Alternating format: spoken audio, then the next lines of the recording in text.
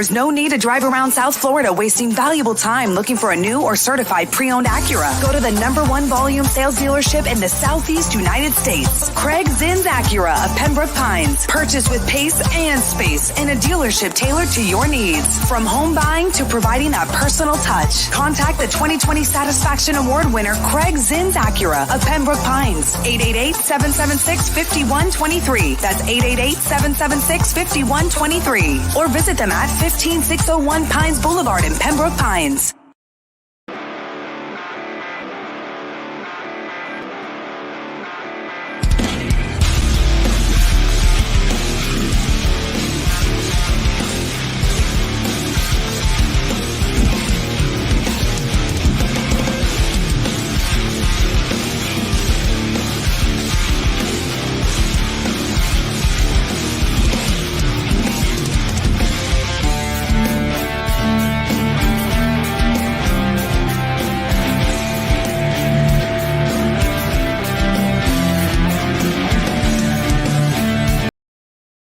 All right, we are live from the OK Coin Studios. I am Sean Stanley at Square Circle Digest. We're going to talk a little SmackDown right now. AEW Rampage is kicking off from Orlando. They're starting it with the TNT title. They got Sammy Guevara, Andre El Idolo, and Darby Allin.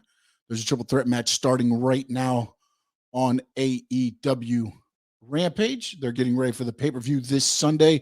SmackDown just got done and is off the air, ending with Ronda Rousey making Charlotte Flair tap out, not to an armbar, but to an ankle lock, where Charlotte Flair said she was a one move with the armbar, and now she made her tap out with the armbar. Not a too bad of a SmackDown. I think they got a lot accomplished, a lot done during that. Don't forget, you want to get in, throw in your chats there. You can hit me up on social media, Instagram, Twitter, at Sean_Stanley11.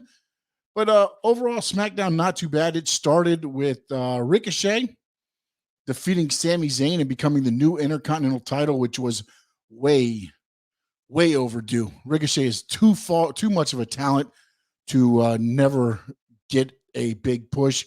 There was talk that he was going to be the second babyface behind Drew McIntyre, and I guess some of that talk may be accurate, as now they have put the Intercontinental title on Ricochet, so that's good to go. Johnny Knoxville did get involved in that match. Him and Sami Zayn now have locked in a match at WrestleMania, so now Johnny Knoxville, another celebrity added, and Logan Paul as well. Josh, what up, Sean? Dark match going on now, the Viking Raiders and Drew versus the Usos and Roman Reigns. Good deal, man. Good deal. I guess you're there at FTX Arena. Hey, Josh, if you can hear me, how was the crowd there? Because on TV, it didn't come across. A few times, Ronda's entrance and some of the Roman, of course, came across great. But some of the things, Ricochet's win did come across good, but some of the other stuff didn't come across so well. Just wondering what the actual live vibe was there. It was definitely better than the Raw crowd in Columbus. Don't understand how they can make a mid-card, how they can't make a mid-card division. No, Jay, I think they can. They don't. The problem that I see with WWE, and you guys have hit it many times, is that I think they get too narrowly focused on one thing. And right now that's Roman and Brock. And you're seeing a little bit now that WrestleMania is almost upon us. You'll see some things go, now they got Ronda, Charlotte. You're starting to see a little bit of the cards starting to come together, the undercard of WrestleMania, right? You've got the women's tag team titles now. Sasha and Naomi will take on Selena Vega and Carmella. You've got Ricochet winning the Intercontinental title tonight, which will probably make sure that there's probably going to be an Intercontinental title match there. The Usos keep their titles, which somehow they're going to end up working that into the card as well. So there's going to be a lot of interesting things. Josh said it was decent amount, only the lower level got packed. Yeah, that seems to be the thing with the FTX Arena. Usually it's the lower bowl, and then they tarp off the top 400 levels. So it's usually only I think it's 200 and 300 level or is it just the 100 and 200 level, and 300 is the upper bowl? is usually blocked off. John Ross, thank you, John Ross. Thank you, buddy. Appreciate it. Hold on a minute here. Jay, I'm sorry, you got broken up here on your tag titles. Need to go back to the original look, as do the tag titles. A long time ago, there was like no more story archive with actual long-term storytelling. That's what's missing with WWE. But also, Jay, the one thing that's also missing with WWE is that they are basically doing a pay-per-view every 4 weeks. I mean, this time they get a little bit of a break between when they did the Elimination Chamber and the WrestleMania, but most of the time that you can't do long-term storytelling. You can do some. Don't get me wrong. I'm not saying you can't do any, but you can't do as much. You can try to plant seeds, whereas AEW can plant the seeds and then come back to it because they're doing a pay-per-view every four months, give or take. Whereas WWE is trying to do the 7 hours of TV and a pay-per-view every month. Sometimes I just don't know that you can get the storytelling arcs as long. Yes, you can get your Lesnar's and your Roman Reigns stories.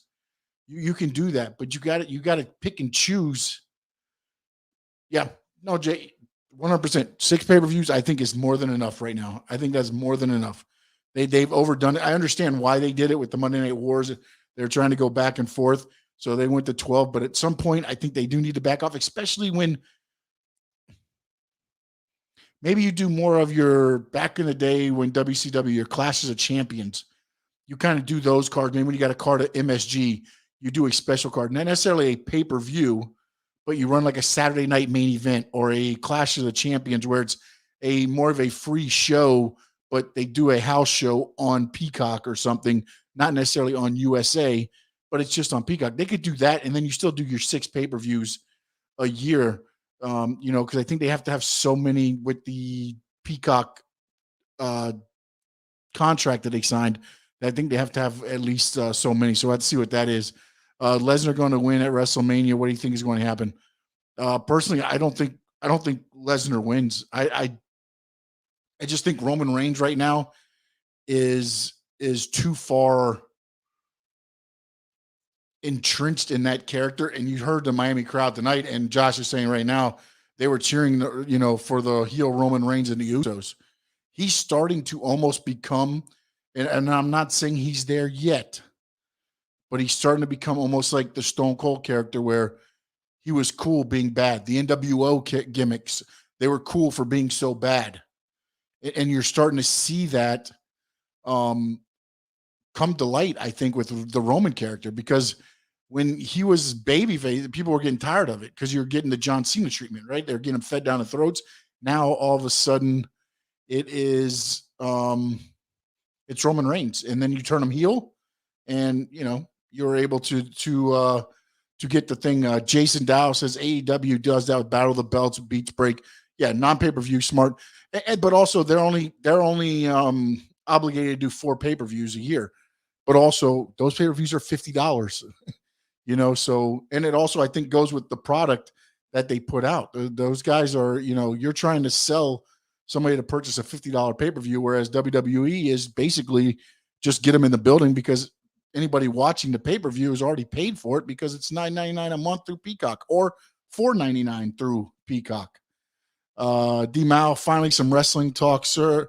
Thank you, sir. They can't do like a COC because every show, I guess you're right in a way. I guess every show nowadays is a Clash of Champions, I guess, when you look at some of the live shows.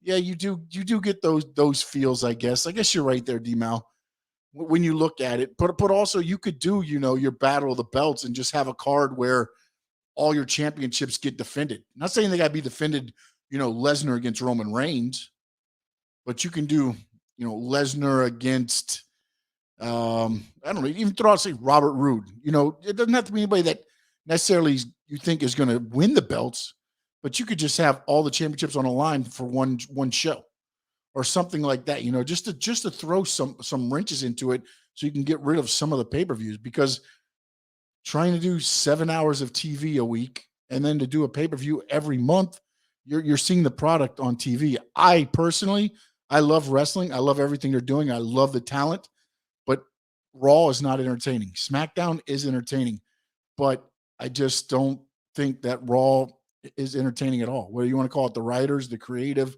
whatever it is, I'm not 100% sure. What happened to Strowman? Why didn't they let him become champ? That dude's larger than life. They actually did let him become champ, and then he took the belt off.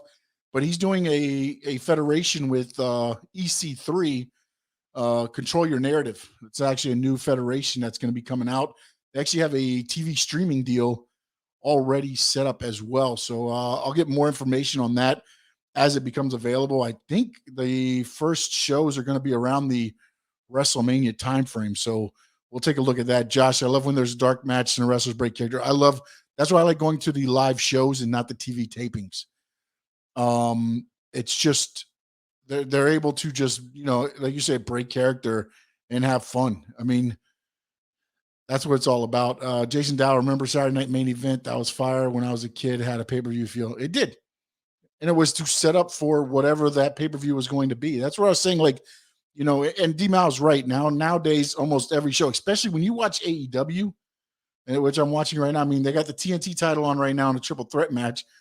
And that's a match that you would see on a Clash of the Champions. So when you look at that, when you put it, I guess, in that concept, D-Mal made a great point there that every show, I guess, really is a Clash of the Champions now. So maybe it's like you said, a battle of the belts or something like that. Maybe just put all the titles on the line. Do you remember when they used to have paper results in the Miami Herald a week before? Too old school. Yeah, no. I mean, look, man, I don't even know where they're at right now. I have my, my wrestling magazines that from back in the day, your Pro Wrestling Illustrated, your Inside Wrestling, Bill Apters, and all that stuff, and yeah, but I mean, no, wrestling, they used to have the results in there, and then hey, Sean, when we both lose some weight, we should meet in the ring on the Big O show. O can broadcast it. Let's do it, John Ross. Let's do it. You throw me through a table. Let's do it. We'll do a ladder match, and then you can toss me off the ladder through a table. We can make it happen. We'll go Buffalo Bill style. Yeah, I mean, D-Mal, how old are you, D-Mal? Don't give me like exact age, but I mean, I'm guessing you're, if you know the pay-per-view results in the Miami Herald, you're definitely the old school. You're definitely old school. But one of the things with the Rampage that I was talking about the other day is the fact that some of these are recorded. Tonight's not. So what they usually do is they'll shoot next week's, the week before they go live here. So it's going to be interesting to see, because again, that's where the results come out. And when the results come out, why am I going to tune in? Why are you tuning into that show? Some of the things interesting to me, the New Day with Sheamus and Holland, they broke up the man's ATV. Okay, we're about the same age. I'm a few years older than you, so yeah, no, 100% there. I used to remember going to Hollywood Auditorium. That's where I saw WrestleMania 1 at the Hollywood Sportatorium there. Austin Theory confronts and is going to be Pat McAfee's opponent, which sheds a little more light into the interview. If you haven't seen that interview, Vince McMahon with Pat McAfee, I recommend you take a look at that. And the triple threat match still going on right now on Rampage. But I thought it was a very interesting interview and also a very good job by whoever the concept, the idea to put him on with Pat McAfee, who is employed by the WWE. Let's call it like it is.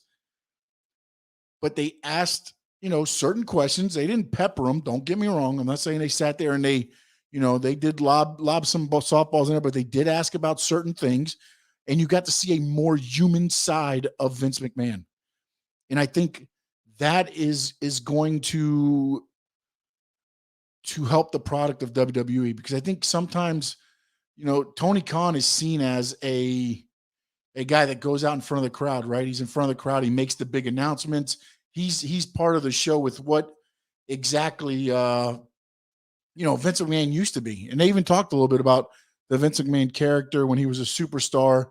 Coffin drop right there by Darby Allin. Let's see if he can win the title. Oh, nope. Sammy Guevara from the top. Sorry, doing a little bit of play-by-play. And Guevara just pinned out Idolo, so Guevara keeps his titles. But with the interview with Vince McMahon, I think you saw a softer side of Vince McMahon that you can relate to. He threw some F-bombs in there. He was very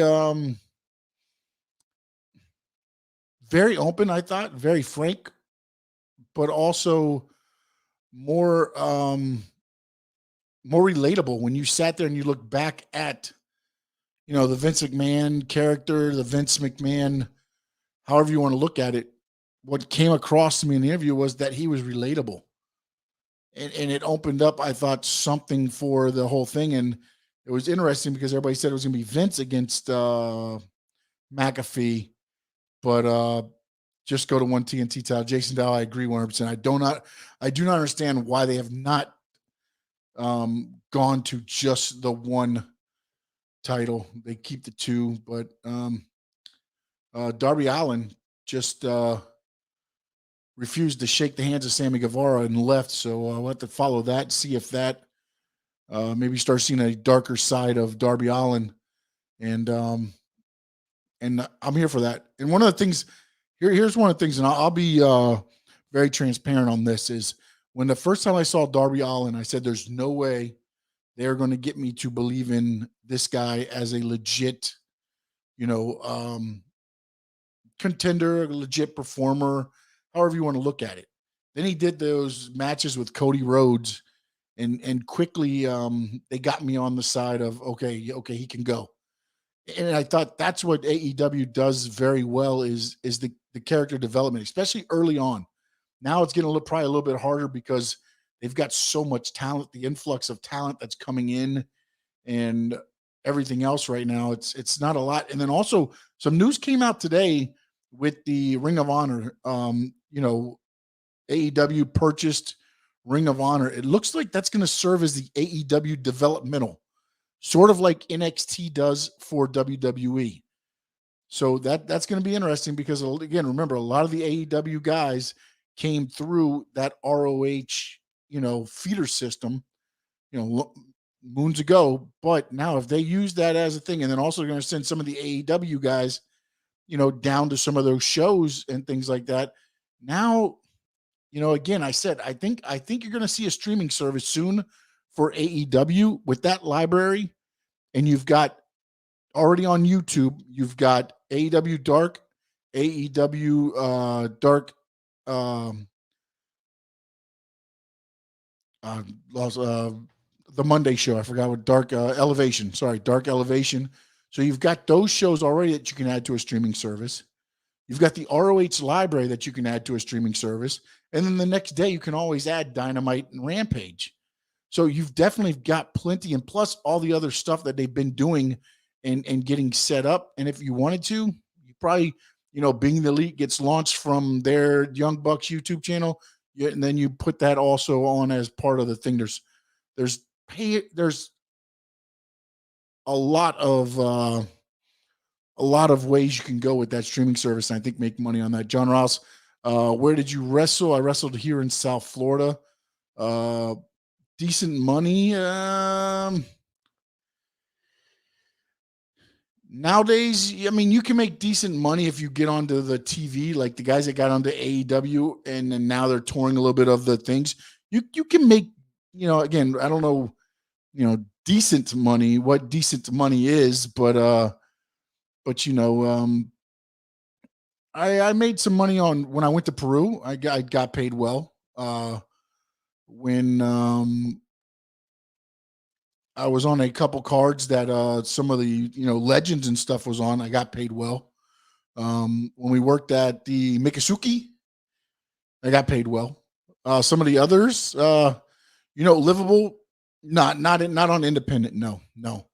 Now you've got, if you get signed to like an AEW deal, Ring of Honor has some, guys, you can make livings if you get to the impacts, your things like that. But if you're doing like what I was doing on the independent level, no, you cannot make, you couldn't make a living unless you, and again, there's so much now back when I wrestled, there was only like 2 federations in South Florida, and then you had to go to what Tampa had IPW. You had a couple separate federations up there, but now there's like 6, 7 federations just here in South Florida. So now maybe they can do a little bit better because you can probably find a show every week, 2 to 3 shows a week, and then some people just traveled, man. I mean, I know guys that used to drive 3, 4 people jump in a van or a car and drive and stop in Alabama, then drive up and hit West Virginia, then cruise up and go over toward New England, Delaware, New York, things like that. Yeah, I mean, you do that stuff. If you can get enough guys to rent the car, then you could probably make a living doing that. But it's a lot of travel, man. A lot of travel. And at the time, fortunately or unfortunately, however you want to look at it, I had a good paying job, and for me, I loved wrestling, but at the same time, I had to provide for a family, so I couldn't really, like I said, fortunately, unfortunately, because I know some of the guys that I wrestled with, they went and did their things, and they're big names now, So, I guess you can you get in what you get out what you put in a way. I guess in a way, but for me, at the time, small kids, things like that, I needed to make sure the food was on the table. The Wrestler movie, accurate if you saw it. Some things were, yes. Yes. I thought one of the things that was one of the things that I thought with that movie was that it is very true that a lot of times some of the wrestlers stick around for too long because they didn't, save their money. They didn't, so they have to stick around because they need to get that check, to cover the bills. And I think a lot of that was true in the old days. I think wrestling was a lifestyle. It wasn't necessarily, some people saw it as a business, but most people saw it as you know what, I'm living, my best life. I'm getting paid, some people would get paid, whatever. Say it's $10,000. Then they're going out to the bar, the club, the whatever, and they're blowing that night because they know the next night they're going to go get another 20,000 or whatever, So you have that. It's a lifestyle. It was a lifestyle back then. Now it's more of a business. I mean, you have a lot of the stuff where, today it's Eric Redbeard. Look at that. Makes his return to AEW. He's with Pac and Penta. But so I guess they brought back Eric Redbeard. So that's pretty cool. Which is sorry, I'm just watching him kind of destroy everybody right now. But yeah, but the one thing that I think was the most accurate was back in the day, a lot of guys stayed around far too long. Traveled the independents, they get paid on the independents. You can charge, whatever they want to charge. You negotiate it, you get paid there, and you get a car, hotel. Some guys would come in car, hotel, whatever else, they negotiate and wrestle and go on to the next town. I mean, that was their lifestyle. Just in the old days, they had serious poker games going down in the locker room. Oh, I'm sure there's always talk about Andre when he used to play poker and just mess with everybody. I don't necessarily know that I would ever want to play poker with Andre. Just what if you win? What if you go all in and you win? You gonna grab that money? No way, my man. That's you. If you stand up and it's like Hogan said, if Andre wanted to beat me at WrestleMania 3, Andre would have beat me at WrestleMania 3. And then that's the gist of it with Andre and those guys. But yeah, no, there were serious poker games, especially when you got the main event guys playing. Oh, that's where you get the big money in there. Greater good. Looking back at the Smackdown, I want to get back a little bit more. I thought they did a good job setting up some of the WrestleMania matches and some of the undercards you saw taking shape. Austin Theory, Pat McAfee looks like it's going to be at WrestleMania. Johnny Knoxville, Sami Zayn at WrestleMania. You've got the women's tag team match at WrestleMania. So the SmackDown side of things starting to take shape. The interesting thing that I want to see is what's going to be Saturday night and what's going to be Sunday night. Ever meet any of the well-known wrestlers? Yeah, I got to meet. And again, I'm well-known. I'm going to go to my time frame. I got to work a card with Dusty and Barry Windham. I got to work a card with Dusty, Terry Funk, Abdul the Butcher, Kevin Sullivan. On that same card was Christopher Daniels. New Jack, I've been on cards with him as well. And D-Mal, what is your opinion of the Montreal Screwjob? Was it, I mean, everything points to it being real as far as everything went down. And if it wasn't real, Bret Hart is the best poker player ever to be able to hold the grudge for as long as he did. But again, I thought what was done was what had to be done, right? Because remember this, the one thing that happened beforehand, which a lot of people forget about, was Medusa Michelli at the time, or however you want to call her, walked out with the women's title on WCW Nitro, picked it up and said, I've been told this is where the big boys played, and threw the WWE women's title in the trash can. That was the freshest thing on the minds of everybody in WWE. You could not have, not saying that Bret Hart would do this, but you could not take the chance of Bret Hart, whose contract ended at the pay-per-view. So he said he would show up at Raw and do the right thing and everything else. But what's to say he didn't show up? What's to say he showed up at Raw? And he leaves and he goes to Nitro with the WWE title. And he sits there and he drops the WWE title in the garbage can. Remember, that's what started ECW, by the way. Shane Douglas won the NWA heavyweight title, took it, threw it in a trash can, and claimed the ECW as the new world title. That started ECW. Could you imagine Bret Hart showing up on WCW TV and throwing the WWE heavyweight title in the trash can?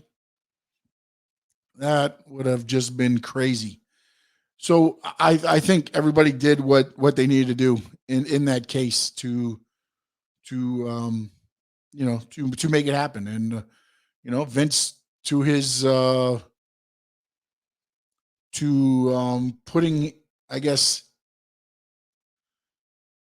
going to the locker room and giving Bret the free punch, it is what it is. I mean, you got to stand up for it. John Ross, going back to some of the wrestlers, I was on a card with Mr. Perfect Kurt Hennig. May he rest in peace. I've wrestled Kevin Sullivan, which was real cool for me because he was one of the guys I watched when I was in championship, when I used to watch championship wrestling from Florida. I was in a match with Sandman and Hack Myers. I fought Roderick Strong at the same card Adam Cole was on. This was in 2014. I don't know if you can see the poster, which maybe if I take this down here. Hold on a minute, guys. You can see right here. There's the poster right there. That's with Roderick Strong. Mia Yim was also on the card. Big Vito was on the card as well. So yeah, I got a good opportunity to meet a lot of guys. MVP, I've worked with MVP, Big Con or Connor, however you want to look at him. Ryan O'Reilly at the time, I've worked with him. So I've been fortunate enough to work with a lot of great guys. Terry Funk, yes. Yeah, it was in Davey Rodeo Arena. He was in a four-way match with Abdul the Butcher, Kevin Sullivan, and Dusty Rhodes. That was the main event. The best match, Greater Good says, the best match I ever saw was when Poker Dispute went down in the ring. They were going at it for real. All wrestlers had to break it, keep the police out. Sometimes, man, especially back in the day, there were some scores were settled in the ring. Confused why AEW is putting so many big guys in the face of the Revolution ladder match. Like, really, Keith Lee going to be swanton bombing off a ladder? Keith Lee, Jason, he can do that stuff. He's done it before. And on the independent scene, he's done that. But I do agree with you. There's a lot of big men. I think it's Wardlow. It's Keith Lee. There's a bunch of them on there. Let's see here. D-Mouse says, but you can't break kayfabe. You know, kayfabe, I think, has lost a lot. They're still there. They're still there. There's still lines and things like that. But I mean, when I first got in, and this is back in 99, 2000, I mean, you would, it was still faces drove together and heels drove together. If you drove with somebody from, if you drove up from Fort Lauderdale with two baby faces and a heel, you stopped at a gas station 2 towns out, you switched cards, and then you drove back in the rest of the way. Those are those were that was 1970. Oh, back in 70. I can only imagine what was going down then. Dude, I'm just talking about in the 80s, much less 73. The greater good. I can only imagine what good gold there is back then. Those guys used to just kill each other. Buy or sell Stan Hansen or Dr. Death. Man, I like them both. I really do. I love me some Stan Hansen back in the day, especially Stan Hansen in Japan with Terry Gordy, and then also Dr. Death in Japan with Terry Gordy. So can I buy them both, or do I got to buy one and sell one? Hey, Sean, just got home from work. Barney O, quick question. Did you see the peanut butter? What the hell? I did not. I don't even know what that is. So, Barney O, I don't know what that is. So you might have me here. Right now, Keith Lee is fighting on Rampage, and oh,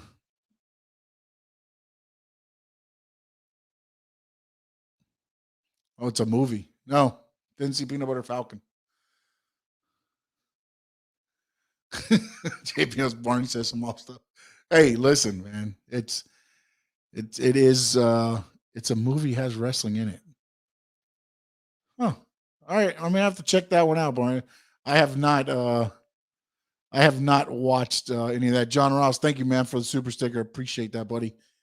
Right now, we got the AEW Rampage. So Barney O's gimmick is just to come on and say off stuff all the time. Jason Dow, yeah, I thought the movie with Mickey Rourke was an awesome movie. Some people say it was made off of a certain individual. I don't know necessarily if that's 100% true, but it did depict a lot about independent wrestling, especially back in the time frame they were aiming for, where guys, some of them outstayed. Maybe I wouldn't say they're welcome, because they were always welcome in the locker room, but their time in the ring. And Keith Lee looks like he's about to get the victory here. So he'll head into Revolution on a winning streak. I'm not sure. And now here comes some of the guys, looks like maybe from the Battle Royal into.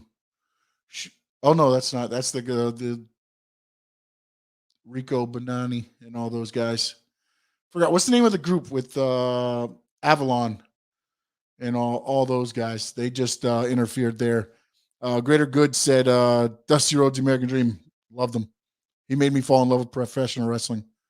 Championship Wrestling for Florida, Saturday mornings. That was the man that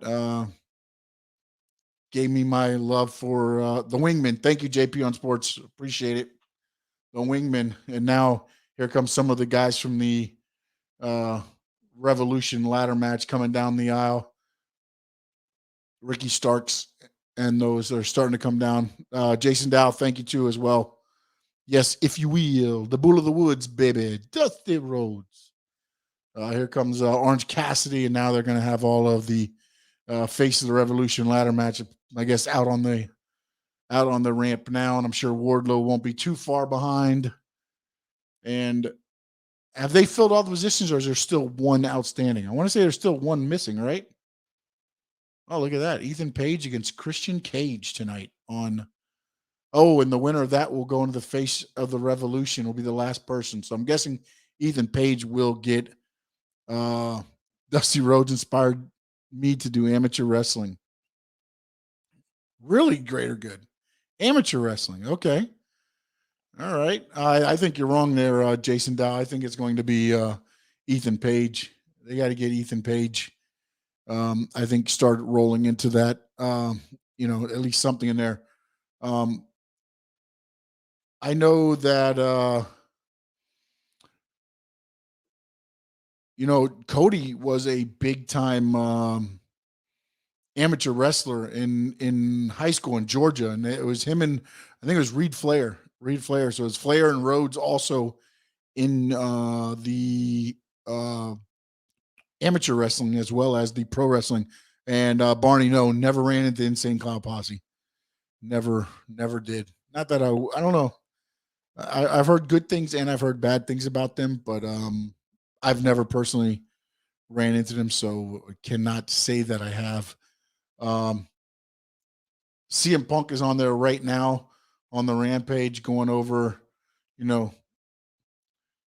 again, I think this match could possibly steal the show, just because I think it can get these two, especially I think CM Punk, with the way he works all his angles and everything with wrestling, he wants it to look the realest possible. I can see this match looking very violent. Very, very, very violent. Briscoe brothers out of Tampa. You're talking about Jack and Jerry, right? And not the Ring of Honor Briscoes, right? Greater Good. You're talking about Jack and Jerry Briscoe. MJF and CM Punk, I think, will steal the Revolution pay-per-view if all goes well, because I think those two are going to give up their bodies and trust each other, and it's going to turn into something special. The dog collar match at Revolution.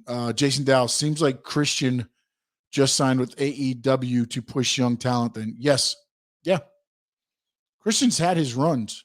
Christian wanted to continue to work.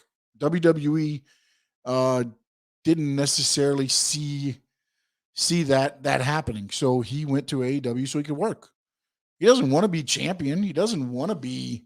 He's there to help the young talent. I'm sure he'll probably get one more run at some point, but I think his whole thing now is to push the young talent and help out the young talent there. That's the one thing that AEW, I think, has done very well.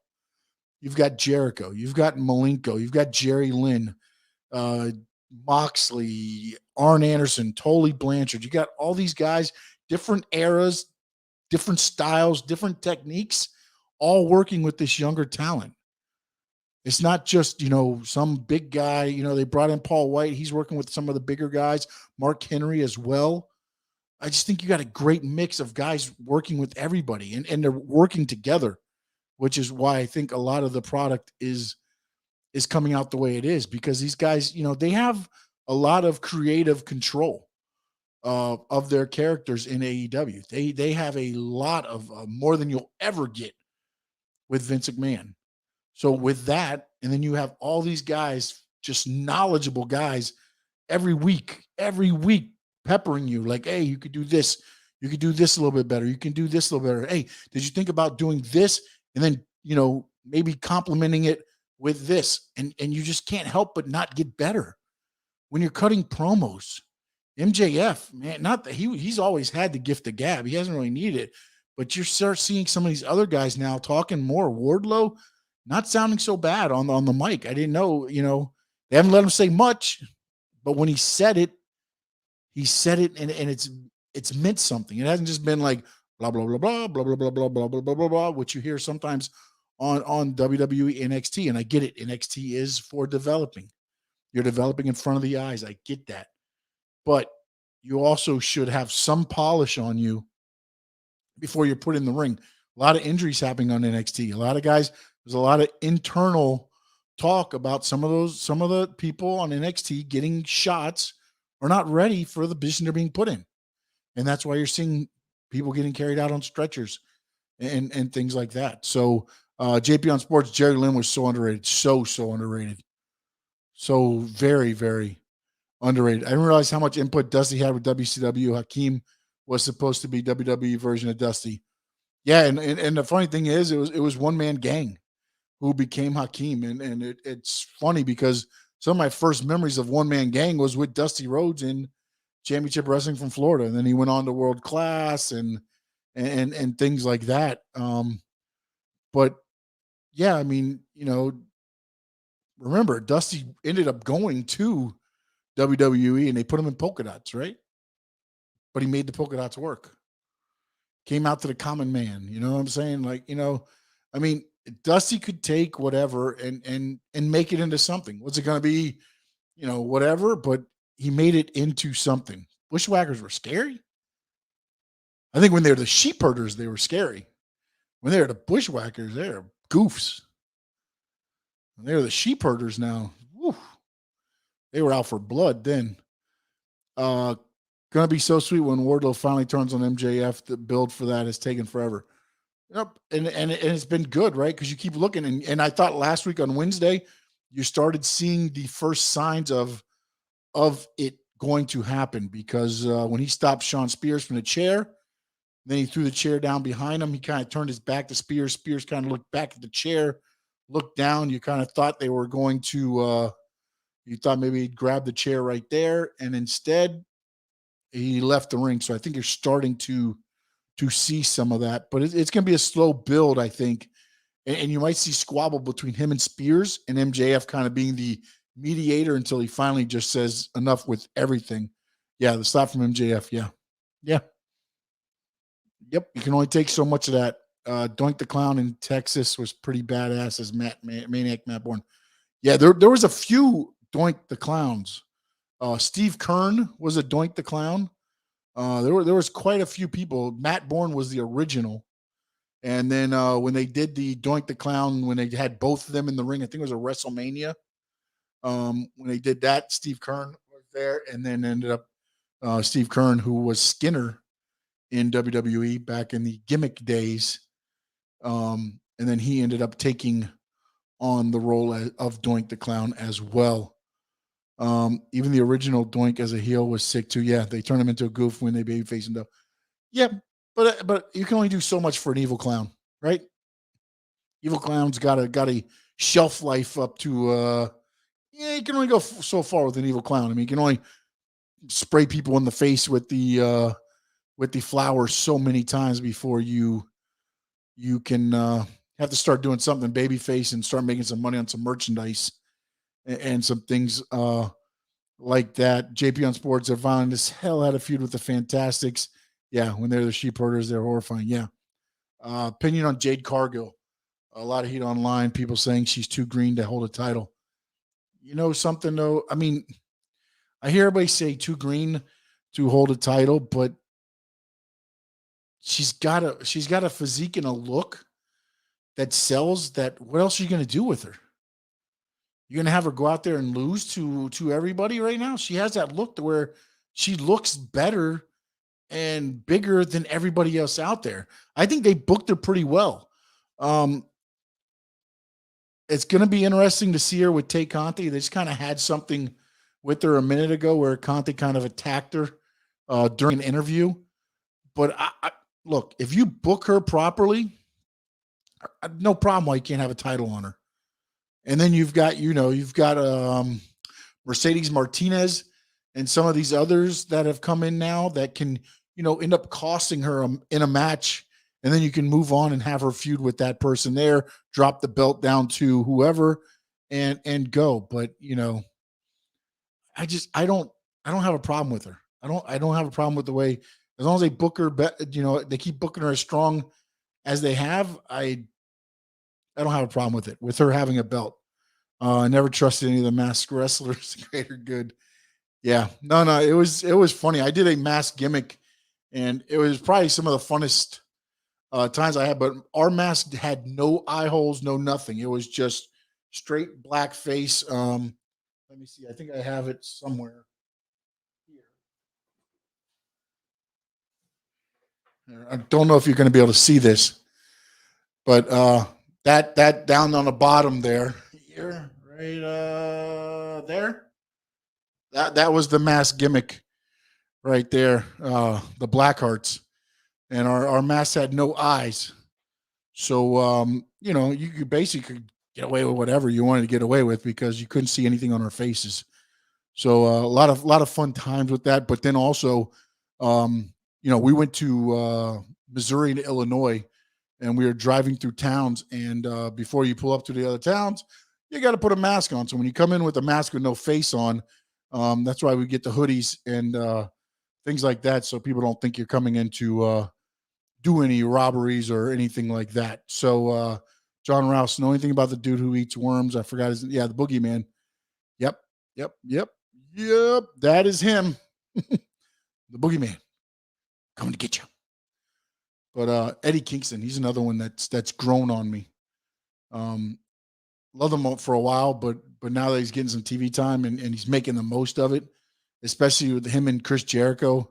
I think those two, because it's almost like polar opposites, right? Chris Jericho's the talker, and the guy that has that, I wouldn't say $1 million look body wise, but the superstar look with the way he is, the rock star look. And then you got Eddie Kingston, who just comes in with cut off shirts and just being himself. So you have that dynamic there, and you're looking at both them going.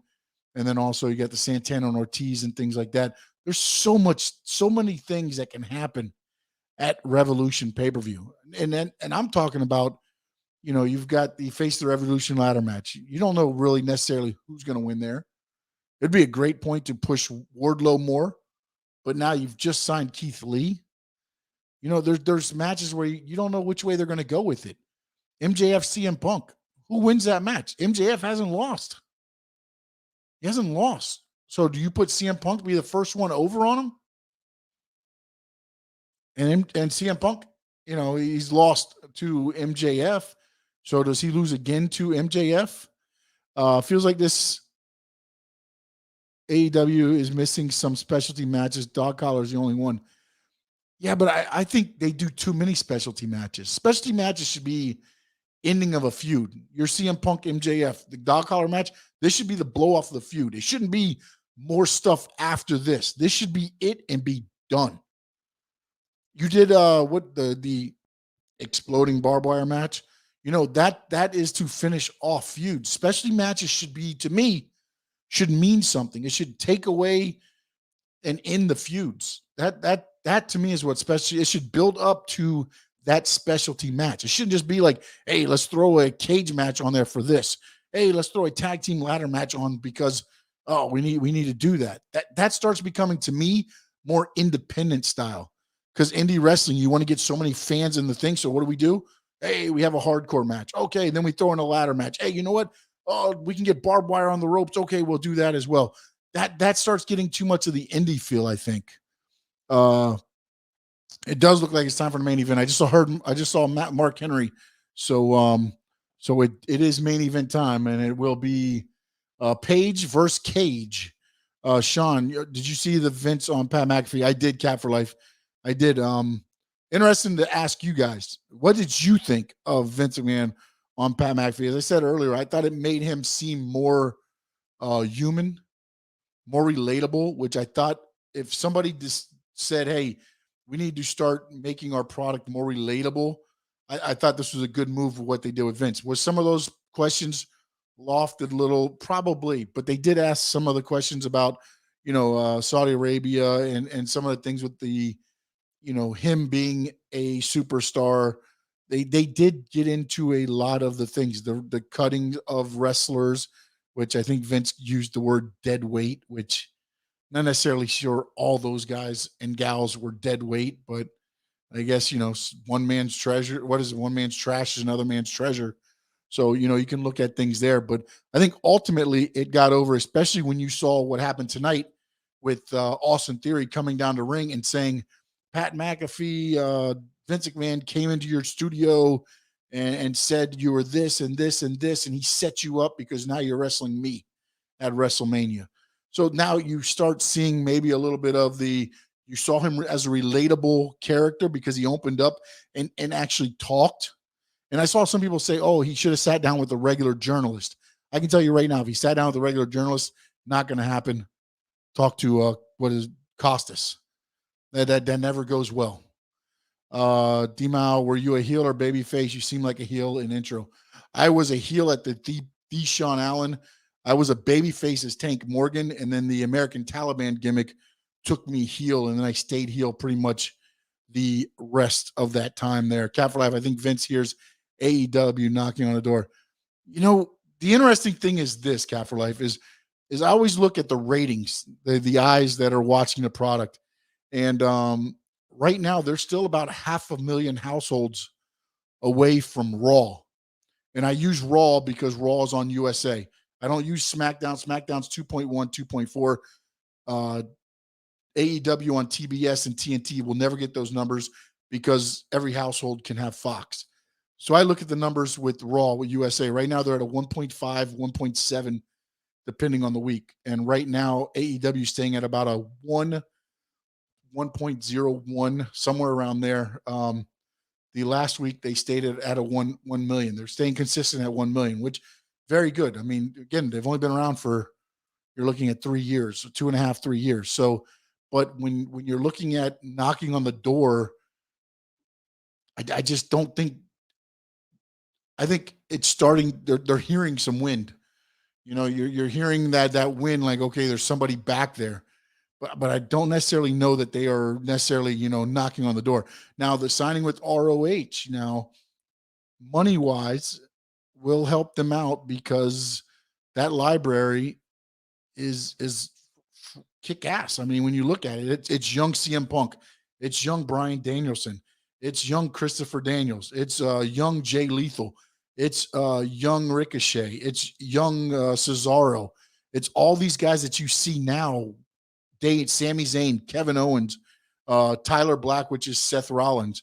It's all these guys now. They have that whole library.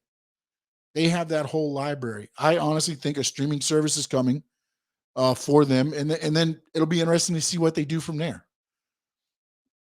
So that's where I think most of that is going. I think WWE knows AEW's out there? Yeah, 100%. When they say they don't think of them as competition, I think that's a bunch of BS. I think they do see them as competition, and they are getting there.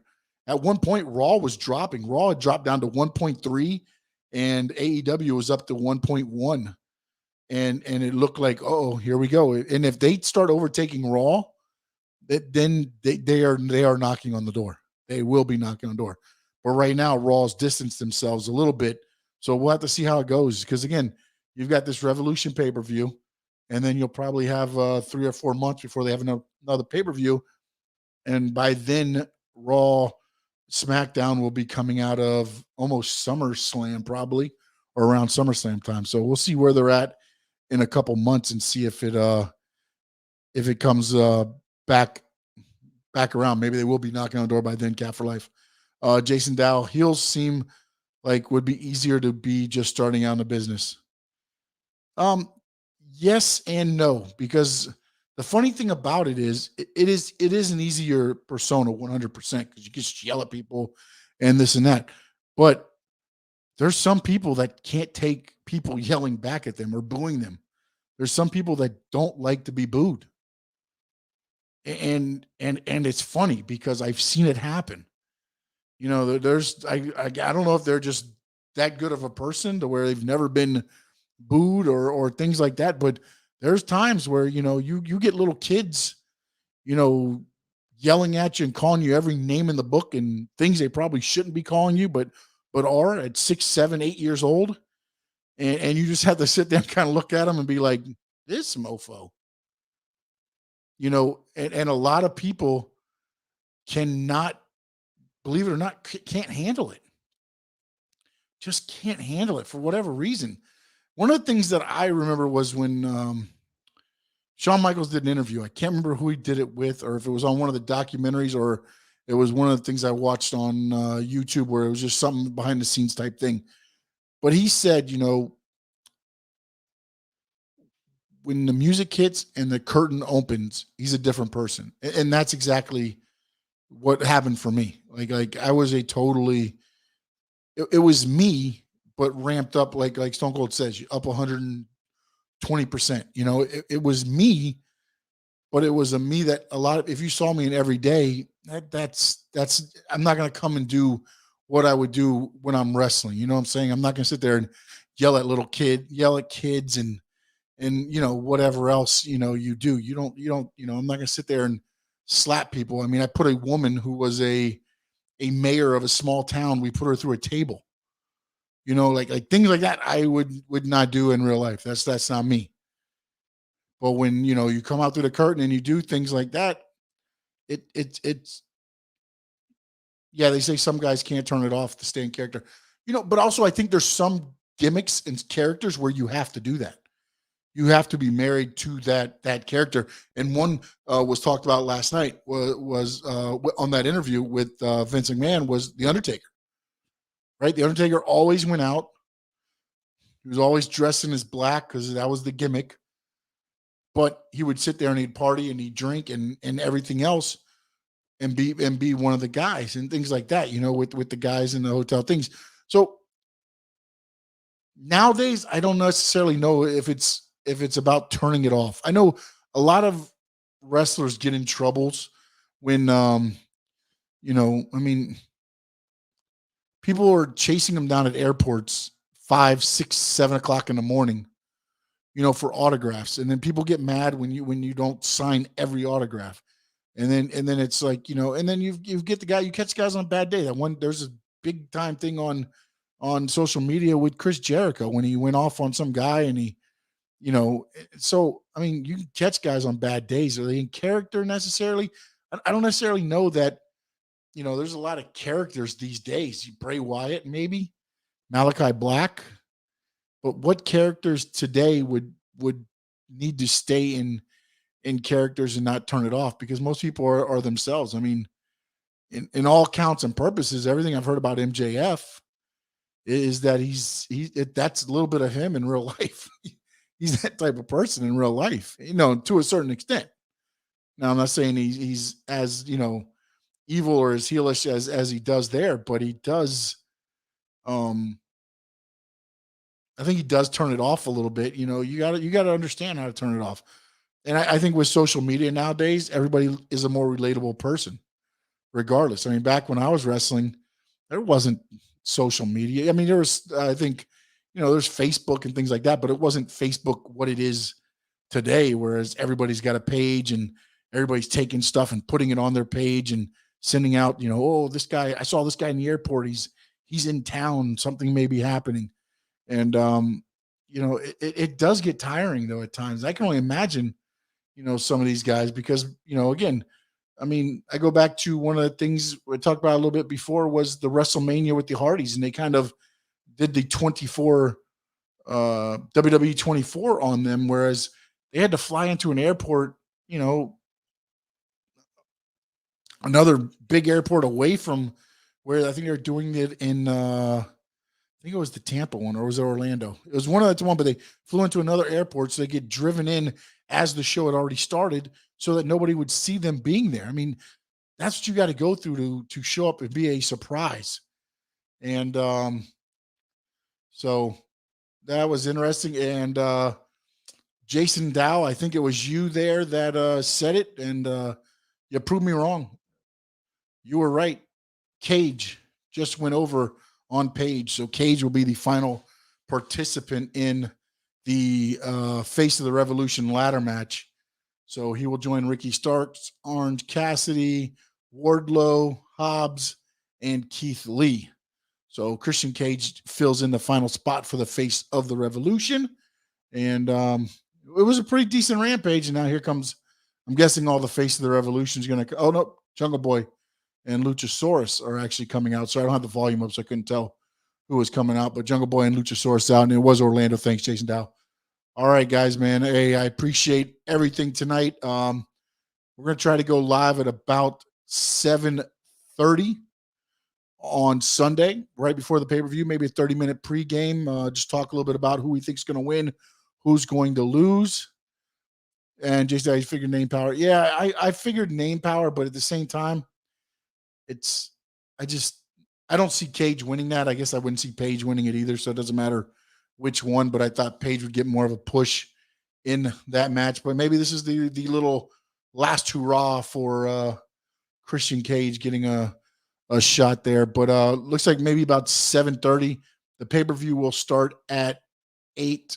And now here comes the Young Bucks and Red Dragon down to the ring, doing a little play-by-play here, but I won't go all the way through. But the two teams that will be challenging Luchasaurus and Jungle Boy for the title. So just getting it all set up nice and pretty, putting the bow tie on it for Sunday. And oh no, they're doing the old tease. Here they go. They're going to hit the ring. They're going to hit the ring. And yeah, no, they're going to back out. Okay.